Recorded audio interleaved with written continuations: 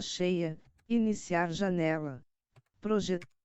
Beleza, galera, mais um vídeo aqui no canal, hoje dia 15, trazendo mais um vídeo maroto aqui no canal, trazendo mais um capítulo nosso rumo a games com falta pouco, mas vamos trazer um terror, hein?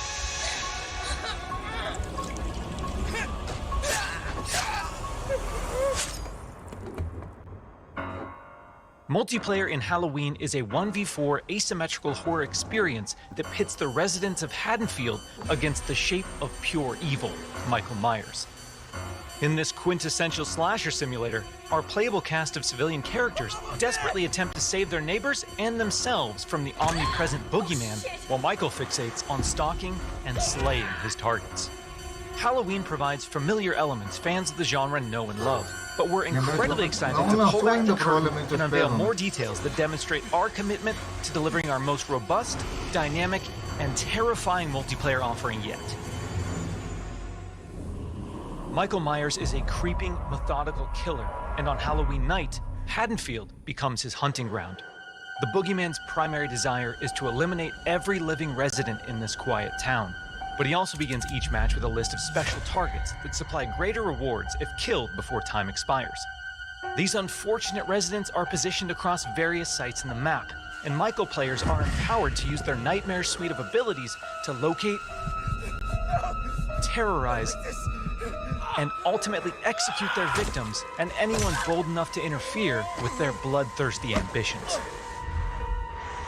Killer Sense allows players to step behind the mask and stalk the residents of Haddonfield. When using this skill and entering the first-person perspective, Michael becomes aggressively aware of his surroundings and the proximity of potential prey. By focusing on targets with murderous intent, Michael builds varying levels of stalk, which aid him in identifying and tracking targets and open increasingly satisfying options for executions. An effective killer always keeps their victims unaware of their presence until those final fatal moments. While historically Michael Myers isn't known for his speed, fundamental abilities like shape jump amplify the shape's mobility with hauntingly unpredictable results. In shape jump, Michael slips into the shadows to move around environments unseen. Not only does this increase Michael's base movement speed, but it also provides access to other powerful traversal options, including Shape Dash, which sends Michael lunging forward with violent momentum. Shape Jump is confidently one of the most powerful tools at Michael's disposal, and supplies unlimited possibilities for iconic jump scare moments. Stay cool. However, that potency comes with a few major caveats. Our masked antagonist can only enter and exit shape jump while in the cover of darkness or outside a resident's line of sight. The light may provide temporary reprieve for the residents of Haddonfield, but Michael can work to remove sources of illumination by shutting off lights, cutting power, and even catalyzing temporary blackouts. Oh, God! Despite the unquestionable malevolence of Michael Myers, his horrifying homecoming to Haddonfield won't be welcomed without resistance. As the body count climbs and evidence of the boogeyman's presence becomes undeniable, local authorities, residents, and distinct playable civilians may decide to gather weapons and face off against evil itself. Thankfully, Michael knows his way around sharp objects and will have multiple options for melee combat encounters. And if especially persistent Haddonfieldites do manage to get the upper hand in an exchange, don't worry. How the hell? It's not possible. We've said it once, and we'll say it again. You can't kill the boogeyman.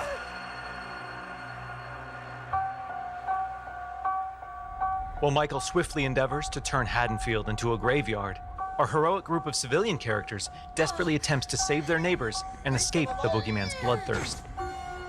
As a civilian, it's up to you to find fellow Haddonfield residents, convince them of his malicious intent, and guide them safely to one of several possible randomized escapes located around the map before they meet an untimely end.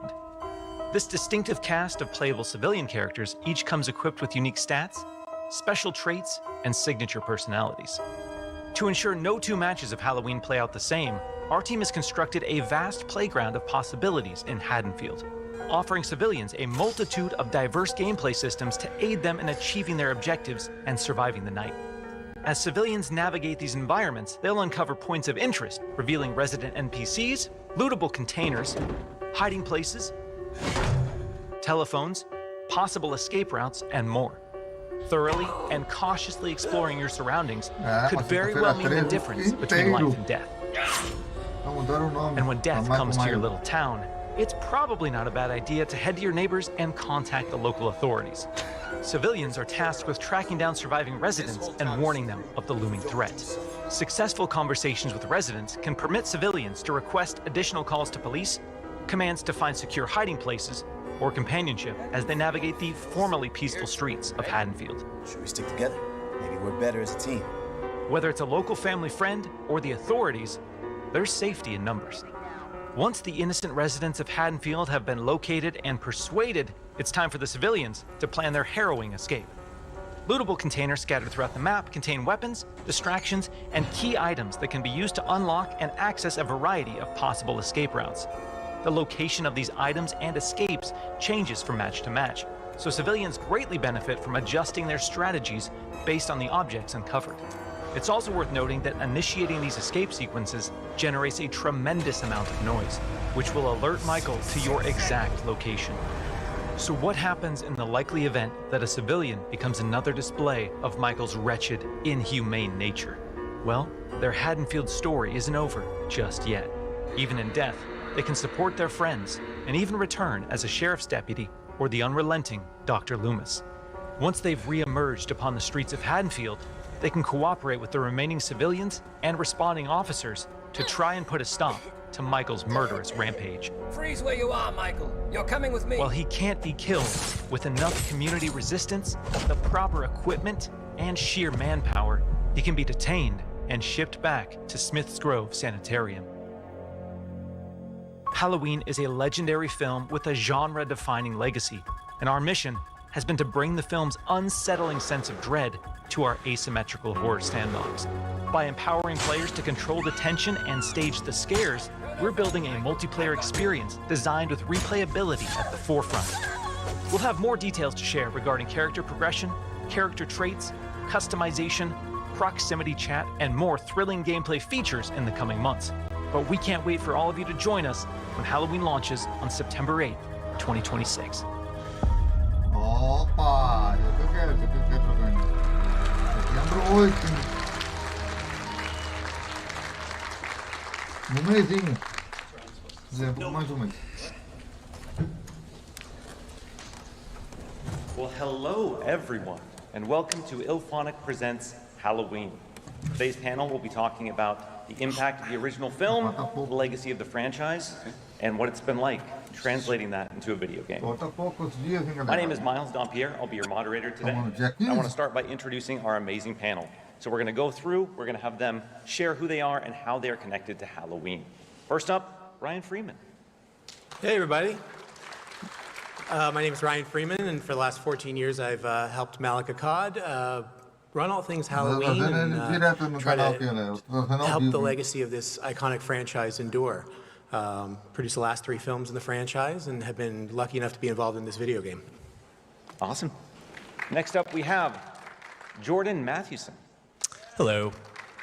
I am the design director at Fonic, and I've been with Fonic for almost 10 years at this point, and extremely excited to be here and working on such a amazing franchise and IP and being able to bring it to life in the form of a video game. So, I'm Jared Garrettson. I'm Chief Creative Officer and Game Director on the project. Been at Fonic for a long time, thank you. And it's beyond exciting to be able to talk to people about this. And the next guest, we just need to bring him on. And yes, obviously last but not least, we are honored to be joined virtually by the man himself, John Carpenter.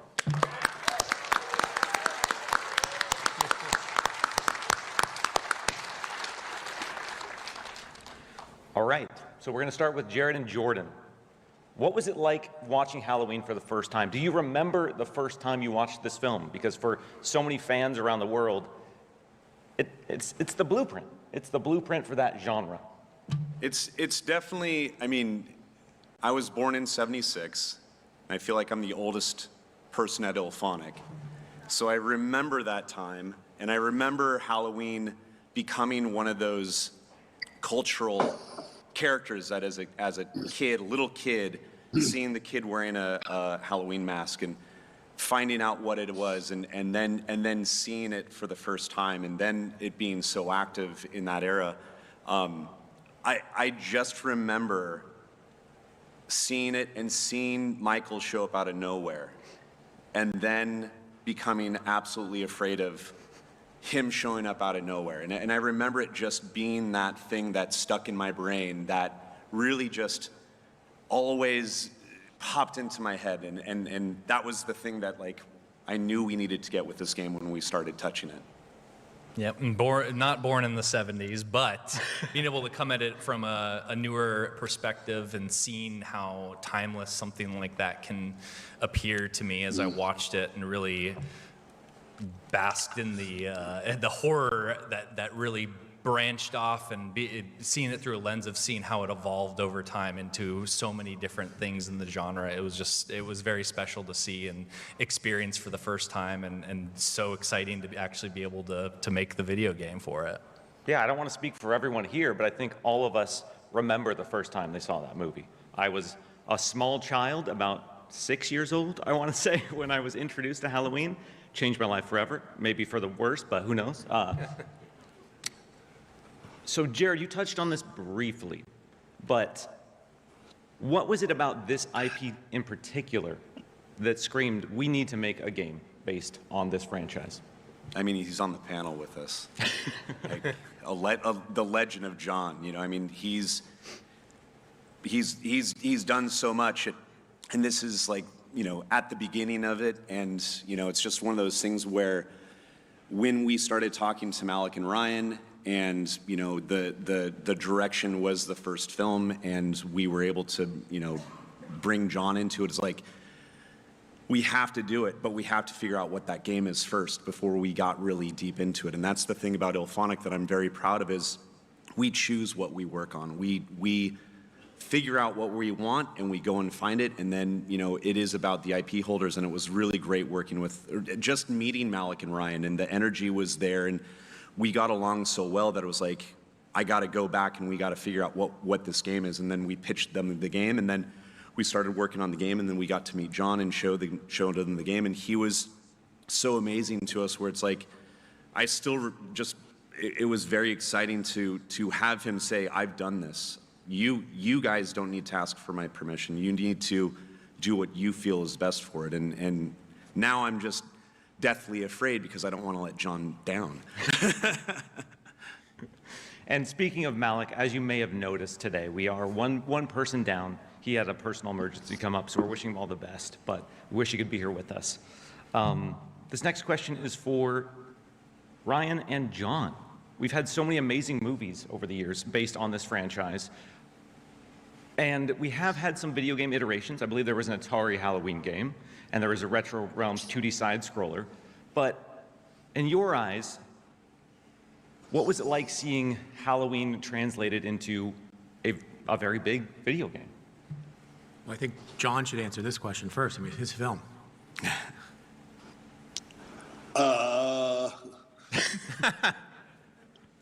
It was fantastic. This game looks like a movie, and it plays like a movie.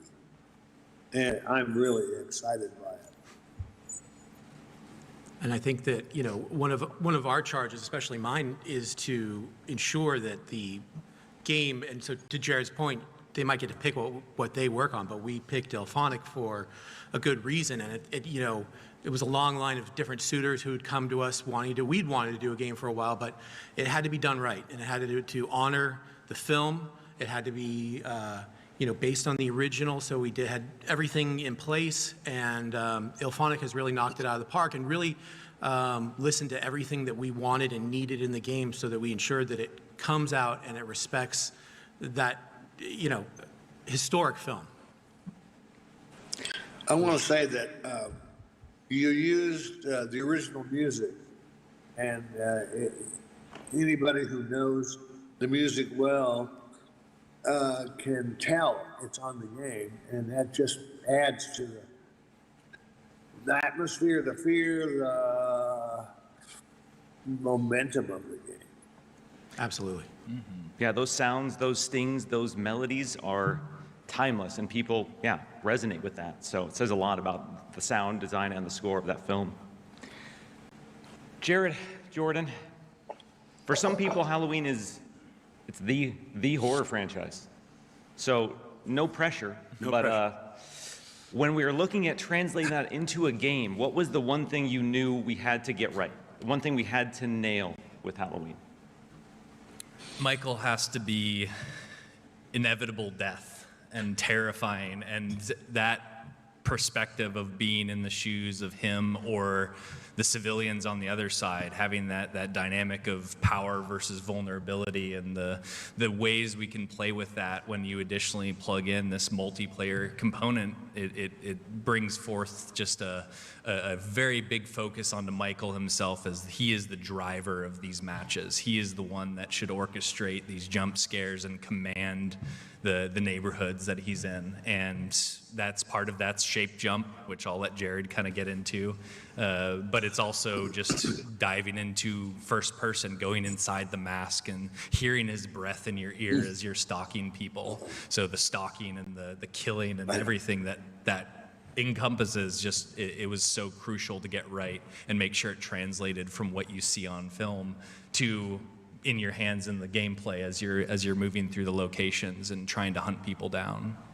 Yeah, and just I've been just speaking about it because I'm so proud of a game design theory that came from a couple of drinks over beer of how do we make him show up out of nowhere? How does this happen? And it theorized, and then we put it down on paper, and then we presented it to Trancas and got their approvals to do it. But that was the backbone of the game, to have Michael show up out of nowhere, which is just such an iconic thing that Michael can do. And then when we actually got it to work in game and we started playing it, and that natural scare that happens, and the fact that we are easily making the scariest game we've ever made, period. I can say that, I can say definitively, when we're just play testing and trying to figure out a bug, I still get jump scared by Jordan moving around and shape jumping in, because mentally I think that the room is cleared, and I turn around and he's there, and I literally just jump from it. And that's from the film. That's like the thing that we needed to do. We needed to have Michael be able to disappear and reappear wherever he wanted, and you needed to always feel that you're in danger. That is the thing that we needed to do, and then just the score and the soundtracks and the sound stabs and all of the things that were done in the 70s, by this small group of people that are just trying to get it done. That is just the thing that I'm so proud that we've been able to match, with Fonic being such an indie, small, scrappy studio as well. I think that the energy is very similar, and I hope that this does do what the first film did, and drove the horror industry and drove this new era. And I'm just happy to be a part of it, but I'm happy that we were able to grab that piece that needed to be done. Yeah, you touched on those design philosophies that we discussed a while back and play tested. And at PAX, we're letting people go hands-on with that for the first time. And it's so fun to see players get behind the mask and jump scare people. The first time they pick up the controller, it connects and they see it, and they get to live that power fantasy of being Michael Myers. So Ryan and John, same question to you, but from the flip side, what is the one thing that you feel that Fonic needed to do when we were going to make a game based on this legendary film? Well, I think they needed to make it scary. that was what I was going to say. Scary is the first order of business.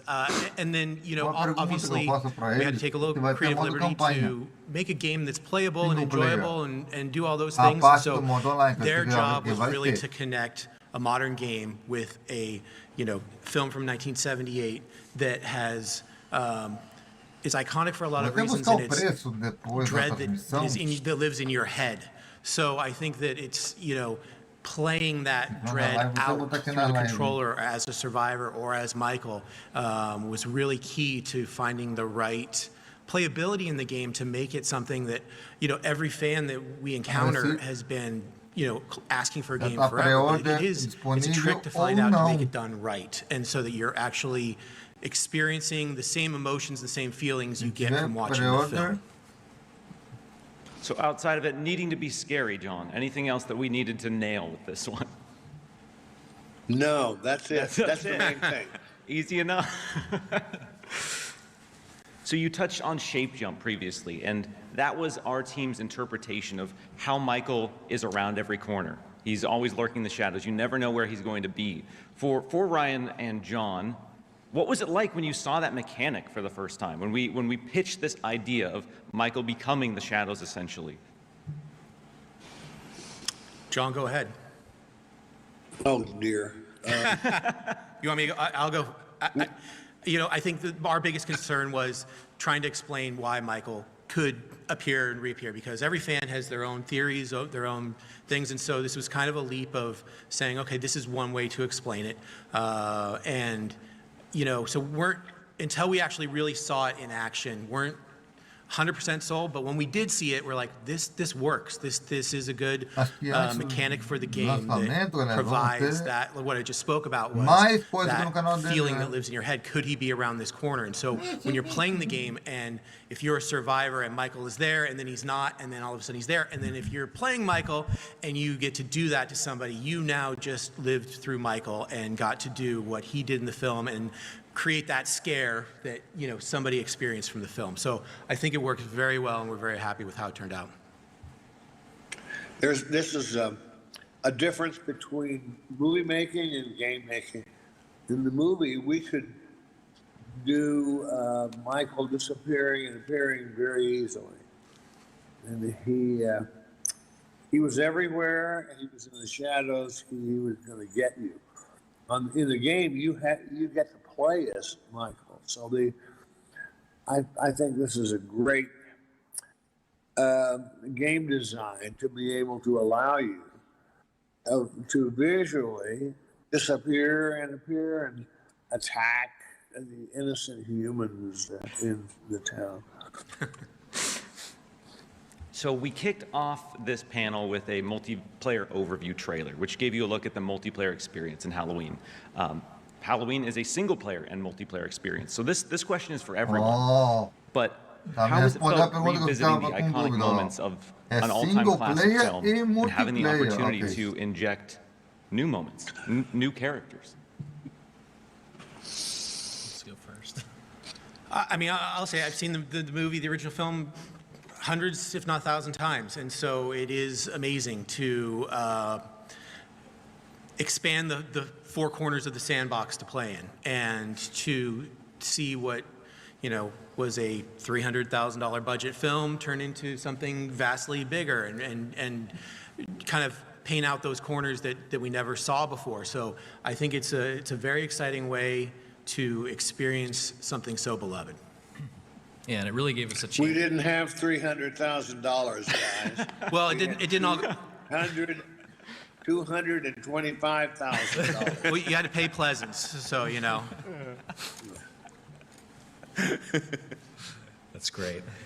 The prospect of being able to go back to something, you know, and really dive through it plenty of times to really understand what's going on, and then thinking about, you know, what was happening elsewhere and kind of how we get to go through and discover, and also just learn a little bit about how we are building Michael's gameplay, because while we are building that multiplayer experience, there's a big part of it that has to be so true to what we see and what we've noticed about everything that it's more interesting than anything to really dive into the possibilities of what he's up to and kind of how he goes about things, to then, you know, translate that into a multiplayer experience as well, and let others feel what that's like to be on the other end of the knife. Wow. Yeah, and I mean, really for us with the story and everything, it's not just us on this, it's our writers. We've got extremely talented writers that went through every frame, every second. They've got all of these crazy ideas of what Michael was up to in the town and what the town was doing outside of that, 90 some odd minutes. And it's crazy because it's also very scary to be messing with something that all of you guys love so much. So it is nerve-wracking to be making something so important to so many people. And I genuinely feel that we've done our due diligence, we've done our just critical soul searching of like, how would I feel not being so close as a developer, but how would I feel just being someone that loves this film so much? And I think we're doing a really good job, and I can't wait to show this in the coming months, because it comes out in a few months as well. So there's going to be a lot of really great reveals around the story and all of that, and I cannot wait to show more. Yeah, and I think to that end too, unfortunately Malik couldn't be here today, Malik Akkad.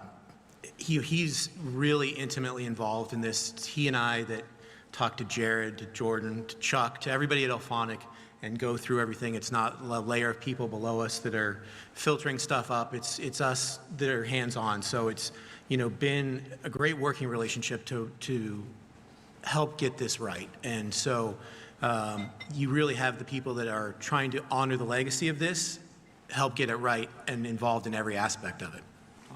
And then John, for you, how does it feel having this story revisited?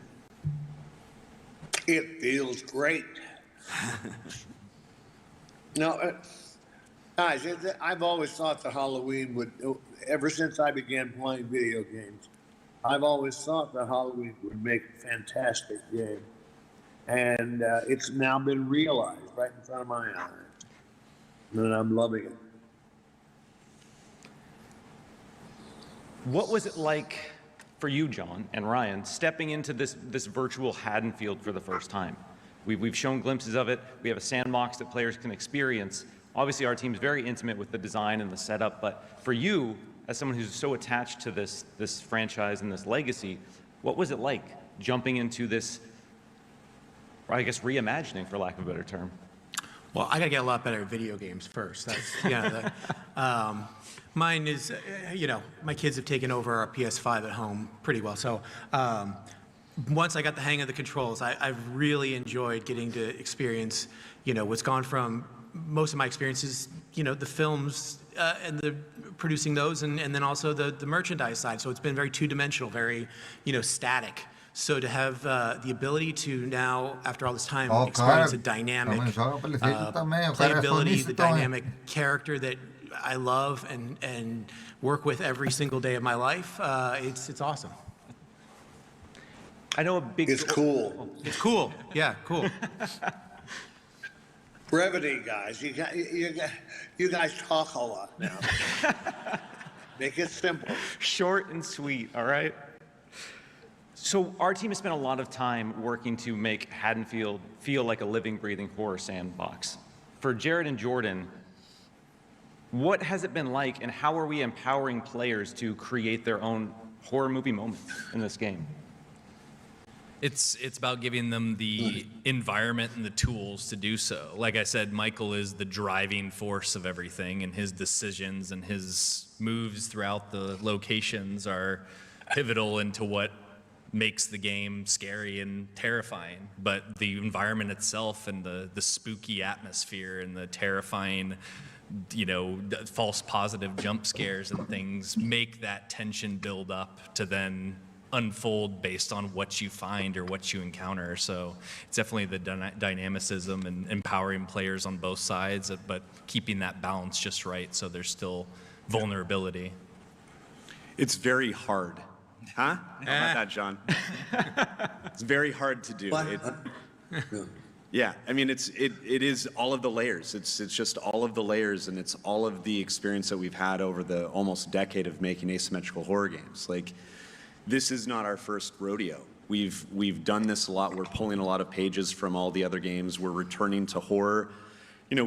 Predator, Ghostbusters, Killer Clowns, like that was not, this. This is true slasher horror. This is going back to the violence and the bloodshed to match this IP the way that it needs to be. And And honestly, it is the fact that once you realize that you can do nothing to stop Michael, except for getting everyone together and rallying people together like they do in the films, you need to run. You need to get away. You need to, if you see the mask, you're too close, you know, and that's the cool part is people that I've been watching going through the line, and I forget that we're showing it downstairs, and it's so exciting because it is the first time that we've seen people play it that we haven't walked through and told them all the nuance and the people that go through and they come back and over again. I've seen people rally together to take on Mike and really just beat the crap out of him, but then they do the right thing to get out of that bully, you know, scenario. And there's been a lot of things that Jordan really breaks down with the game layers and all of these pieces to make it so he does feel truly dangerous. Like in the films, when you see him, you're in trouble, and that's the thing that it's very hard, especially in a video game. Like, you're not getting shocked if you die. You know, you get to, you know, respawn in eventually, but like, you need to be afraid to survive against Mike. Like, Michael is dangerous. He is death, and so when you see him, it's best to run. Yeah, if you're alone with Michael, it doesn't end well in pretty much any scenario. And for us as a team, it's been really great to see the show floor and see those sandbox elements come to life when players get to essentially role play their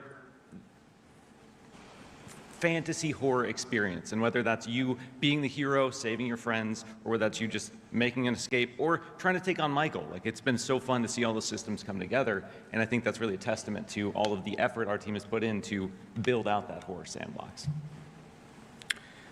Do any of you have a intense experience with this game? The most intense experience with this game that you want to share? The most scared you've ever been?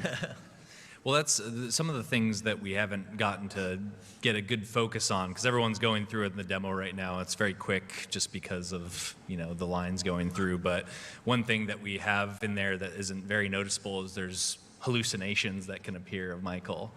And the fact that when constantly I'm just testing by myself, and I'm you know, sometimes I'm working late and I'm in a dark room, and to still be completely caught off guard by something I know is there but just never expect. It happens throughout testing, and I've had it happen consistently in play tests, and it's just incredible to always get those. So it's tough to isolate to one experience because they always end up just catching me off guard when he appears in the room next to me and grabs me and I didn't have the chance to do anything.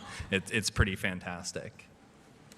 Yeah, and I mean, it does go back to just playtests where it's, you know, we're playtesting and I naturally run out of a building because the power gets turned off. And it's lizard brain kicks in. And those moments where I'm searching for something and I turn around and he's there. And those shocking moments, like those are those things that stack up, and especially when we play hardcore and we're actually trying to play the game and not look for bugs or anything like that. There are many, many moments where I'm just like, this is really, really scary. Like, this is easily our scariest game we've ever made. This is the sounds, the tones, the things that were done in the film so long ago that if you were just to have a cell phone sound that goes off, like, I feel all of us tingle when we hear those stab sounds. But that being in the game, on top of the layers of I'm trying to survive, I'm trying to get away, like that's all of those pieces come together in it, and it is genuinely like we play horror games for those endorphin hits. We play horror games to get scared. We watch horror films to be scared. This is a scary game, and it's really cool because it's not based off of triggers and events. You don't play it once, or you don't watch a streamer once, and then you know what's going to happen. That's so common in horror games, and I love horror games, and I've made a lot of horror games in the past, but unless it's dynamic, you have that linear experience like watching a film for the first time that scares the crap out of you, but after the 30th or 40th time, you're enjoying the film, you're seeing the subtleties, you're seeing the camera work, but the game is always dynamic, it's always changing. Michael's always in different spots, you're always getting a different experience, so it always scares you. And it's really rad. It's really cool to be able to return to this type of core horror gameplay that it demands to be violence. It demands to be scary. I cannot believe I'm on a panel when someone used the words endorphin hits.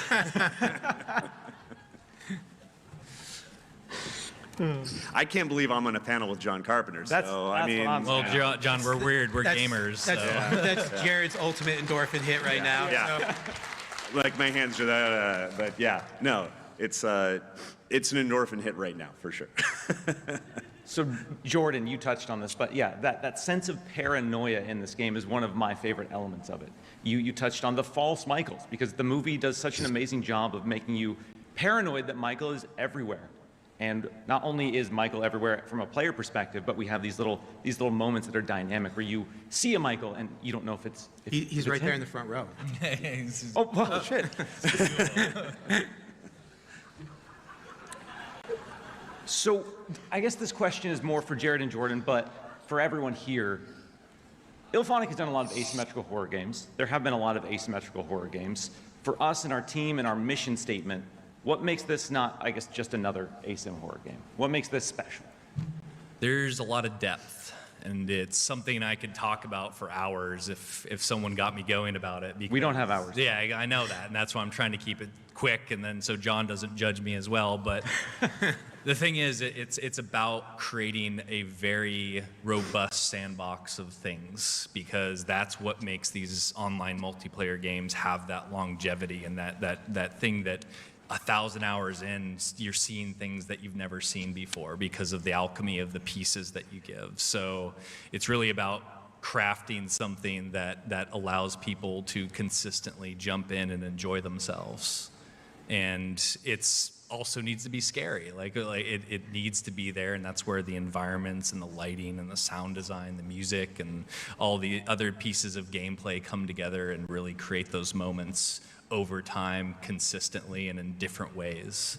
And then, of course, I think the biggest thing is also pacing that out nicely, because the second people understand what they're supposed to be doing, they can get really into a thing that kind of breaks the experience. So it's up to us to design the things that keep you playing and building consistent horror Halloween experiences.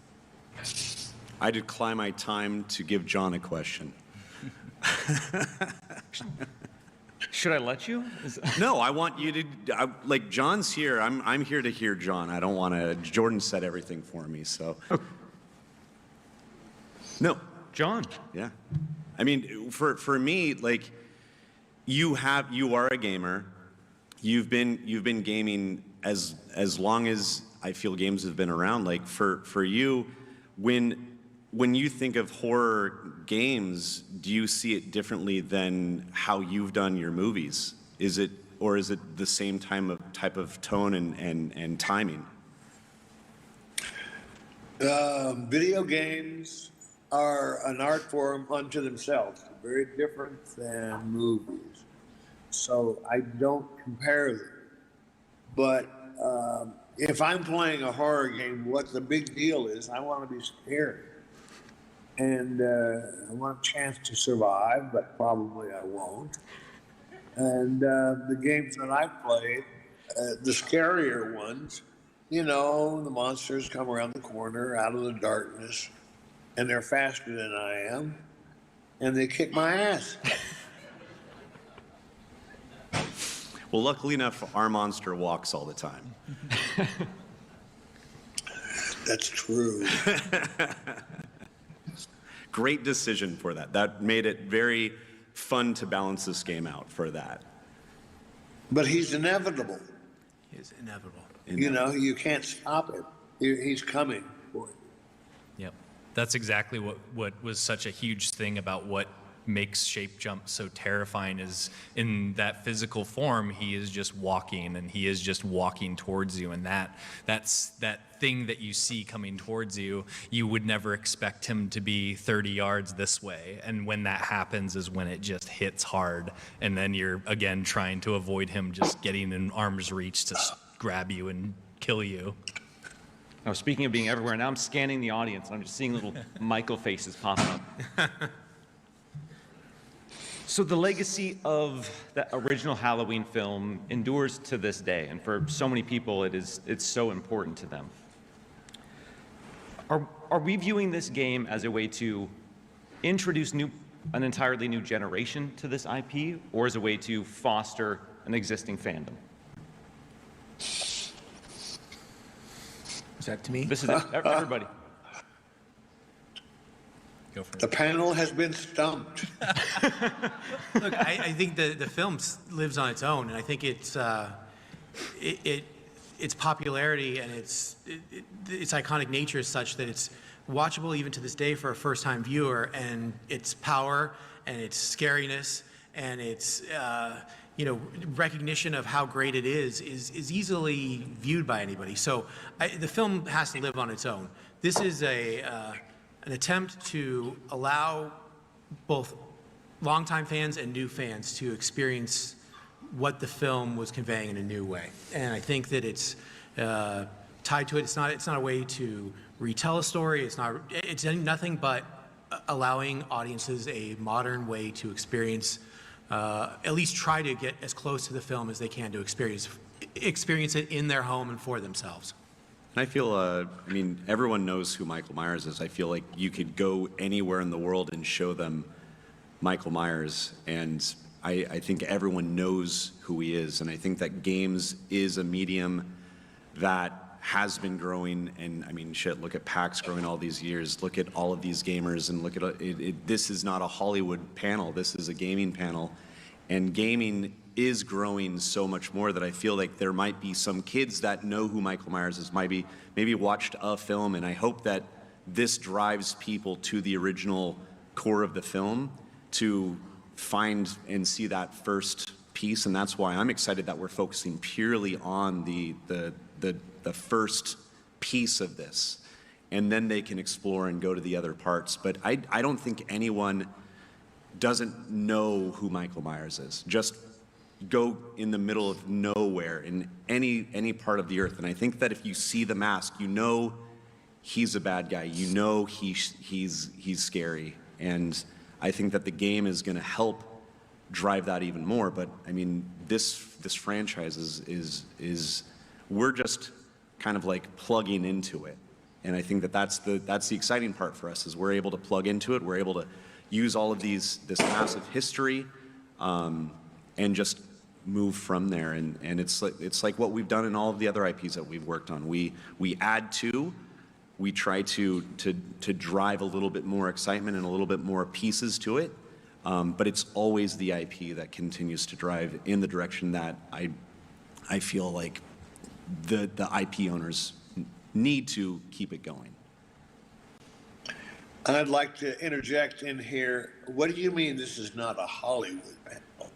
Well, this panel's for PAX. I live in Hollywood. Speak for yourself, Jared. This is the most Hollywood panel. Then I am now in Hollywood, USA, and it's a beautiful sunny day. What's the temperature in Boston? Is that why you didn't show up? It's too cold. I came here, John. I came out here, and it's cold. It's 30-some degrees today. So Yeah. Well, yes. This panel. Hollywood represents half this panel. This panel is a Hollywood panel, absolutely. But the fans here are for video games, and they're lucking out for a Hollywood panel, I guess. It's pretty exciting. But I didn't realize this was a Hollywood panel until now. I'm the You feel pretty special? big ego. Mr. Hollywood over here. Yeah. Are there any last thoughts from the group before we open it up to some audience questions? I'd just like to thank all the fans, first of all. Geez, that line for the game has been capped, and people are patiently waiting for their chance to play. Game doesn't live without all of you. Showing up here for this panel, sharing things on social media, talking about it, sometimes good, sometimes bad. But it is truly appreciated, and it's why we do it. It's, without you, this game doesn't live and breathe, and hopefully it lives for a long time. Yeah, and there's so much more to explore here. It's such an honor to be able to work with such a timeless franchise and timeless, iconic villain that we have to work with, and being able to combine what the beauty of the art form of film with what the art form of video games is, creates just an amazing cross-pollination that I'm just always excited to dive into. But I'm excited to get this game out and, you know, really get people to get excited about all the pieces we've added, because it's going to be incredible. And I'm honestly, like, this energy from the community, the fans, the people that have been, I've been walking through the crowd of people standing outside talking about the other games that we've done and theorizing other things, and it's been amazing because I feel like everyone's coming to, you know, understand what this is, and I feel that we're not going to let people down, but I also feel like Jordan and I need to get back to work and really continue to kick the shit out of this game, because like we want to make sure that you guys aren't let down and you get a horror game that is Halloween. Oh, just one final thank you. Obviously to John for creating such an iconic character. Stories that without you, there's none of this. So, so obviously that, and then also to Malik, who again couldn't be here, but for steering the ship of Halloween for the last 40 years or 30 years, how long? He's been his father before him. But Halloween is still continuing on because of the work that he does too. So that's also important. John? God bless all here.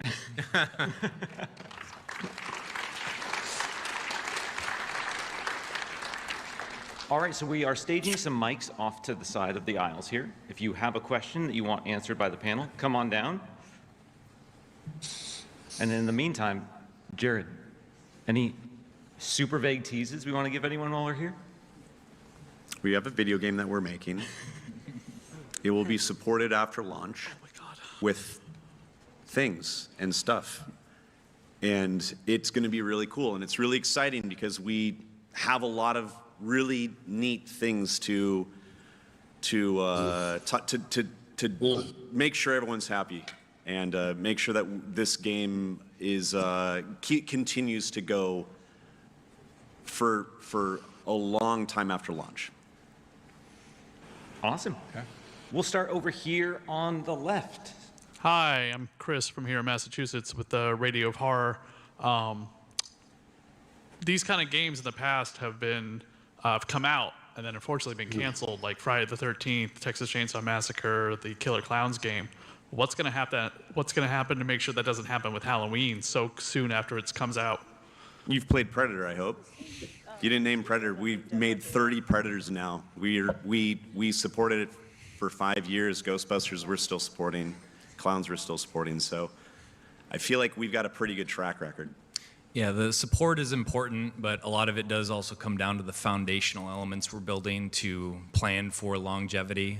We're improving every game we do, and to make sure that the gameplay itself, kind of like I was talking about earlier with the online environment, making sure that it's stable and gives people an opportunity to enjoy it for as long as they can is crucial to us, and updates and everything coming after that. But the core foundation needs to be solid, and that's a huge thing we focused on for this game. And from a non-technical side, Friday the 13th had a lot of legal rights issues that caused problems with that one. So it's not an issue for this one. So. Bowser. Hi, my name is Kyler. I had a question about Halloween Horror Nights. If any not Friday the 13th, Halloween movies could be made into a Halloween Horror Nights haunted house, which one would it be based on? We've done Horror Nights in the past, but we're here to talk about the video game. We've done several Horror Nights though, but perhaps in the future. But you know, Halloween has been a very popular house at that event. Awesome. And back to the left side. All right, hello. I'm Elizabeth. I'm a student at Ringling College of Art and Design. I have a question about reference collections. So as artists, we collect reference to get some of those good PBR moments. Aside from the films, where did you guys do your research? We dove into, the film is obviously the source material, but the idea of it is that we had to kind of balance out the fact that it was shot in California with the fact that it's supposed to be a Midwestern Illinois suburb. So we went through, and I'm personally from the Midwest. I'm very familiar with Illinois, but a lot of the artists then, we used all of the tools at our disposal to really understand what makes Illinois town, understanding the types of buildings, understanding additionally that it's a period piece and that it's in the 70s. So we had to look back at a lot of older reference material to not only understand what's going to be inside of these houses, but what do the neighborhoods look like, and when you're in there, what does it feel like to see those things? So it's been a journey, but we've definitely focused on whatever we can find that embodies that time period as well as the location in the U.S. Cool. Thank you very much. Awesome. And back to the right side. Hi there. My name is Ben, and I was really glad to see that Dr. Loomis is in this game. I don't know if it's too early, but I wonder who's voicing him. You know his name, right? You could kind of talk to his history. Yeah, his name is Colin McCann, and he was somebody I had actually found when we shot Halloween 2018, and we were looking for a sound-alike Loomis to do audio tapes that were discovered by the two documentarians in the film. And he was actually he was a stand-up comedian part-time and did a couple crazy impersonations, and I just found him on YouTube and started talking to him. And since then, he's done Loomis in our pinball machine and now in this game. Nice. Well, I can't wait to see him. Thank you. And Thank you, guys. Thank you. Hi, my name is Amy. I just wanted to say thank you guys for coming out to speak today. It's very fun. My question is more out of curiosity. Are there any current horror movies right now that have kind of captured your interest, and why?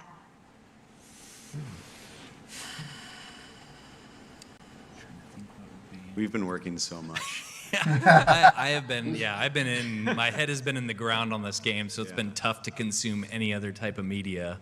So yeah, I haven't been to the movie theater in like a year. I liked Weapons a lot. Yeah. Weapons was great, but I had no idea what I was going into with Weapons. So the entire time I'm like, wait, what? What's going on here? Like I think that's the coolest part about horror is it's becoming so abstract, and I also feel that the films that I see, I've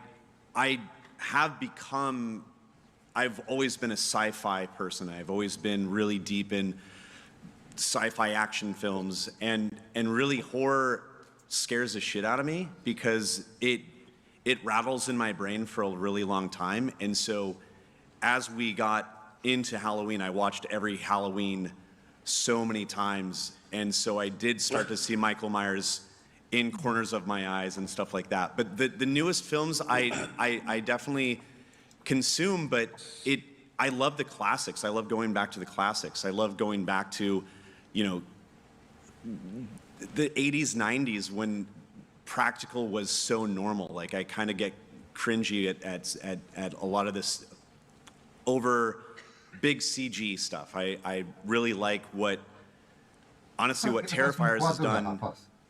And because it's so over the top and it's practical, but I want more story. I think that's the thing, is like it's that balance of like my brain starts to spin all of these other yarns and tales. But yeah, I think that Weapons is definitely one of those things that I saw that I was like, wow, I think horror is getting really crazy now.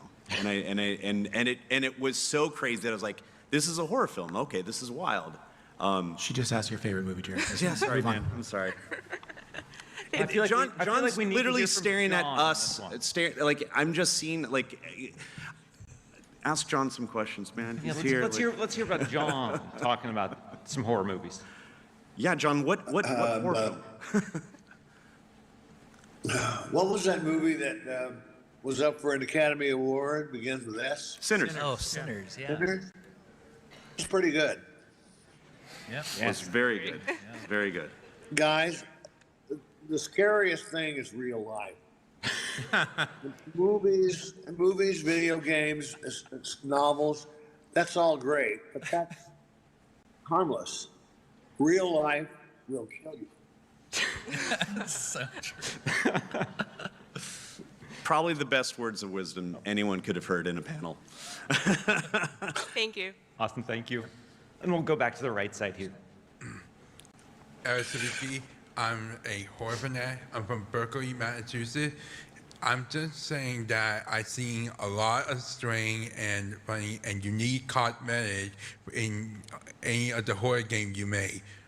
I'm just wondering what kind of cosmetics I would expect in the future for the Halloween game. I'm not Gentlemen. Single word.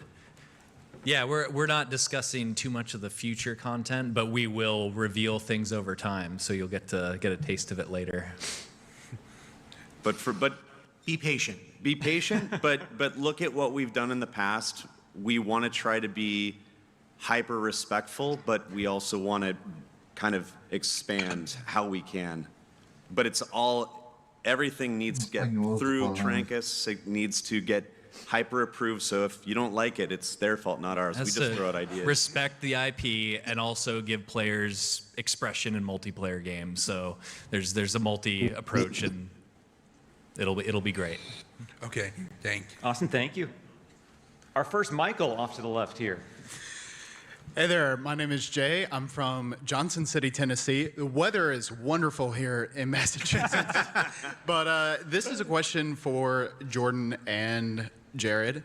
What are some potential franchises that you would want to explore in the future with asymmetrical horror, whether that be straight up horror, like would you want to do a Scream game in the future, or would you want to do something kind of more along the lines of the tone of Ghostbusters, like Jurassic Park, for example?